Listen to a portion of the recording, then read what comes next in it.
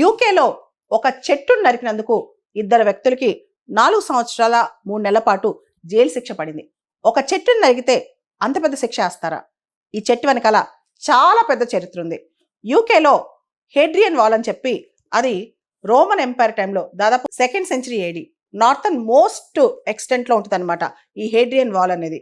ఇది చాలా historical wall అనమాట, చాలా చరిత్ర గల వాల్. ఈ ప్రాంతం అంతా కూడా వరల్డ్ హెరిటేజ్ సైట్. అయితే ఇక్కడ ఒక చెట్టు ఉంది. ఆ చెట్టు వయసు మోర్ దాన్ 200 ఇయర్స్ ఓల్డ్ ఉండొచ్చు.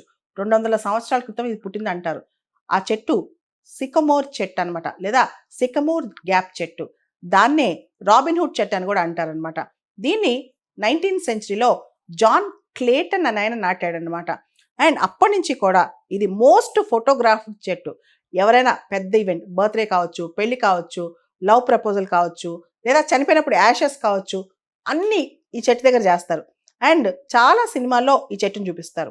2016లో దీన్ని ట్రీ ఆఫ్ ఇయర్గా కూడా గుర్తించారు. యూకేలో దీనికి కల్చరల్ సిగ్నిఫికెన్స్ చాలా ఉందన్నమాట.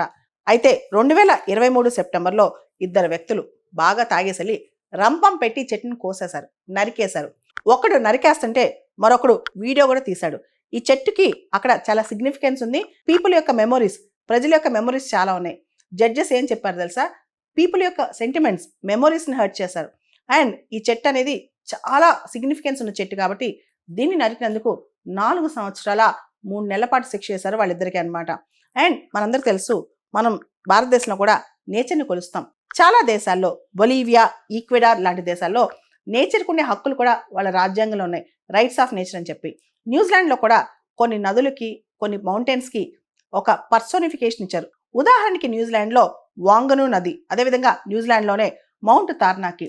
అండ్ భారతదేశంలో కూడా కొన్ని సంవత్సరాల క్రితం ఉత్తరాఖండ్ హైకోర్టు గంగాకి, యమునాకి పర్సోనిఫికేషన్ ఇచ్చిందనమాట. అంటే అవి కూడా లివింగ్ యానిమేట్ బీయింగ్స్ అన్నట్టు చెప్పిందనమాట.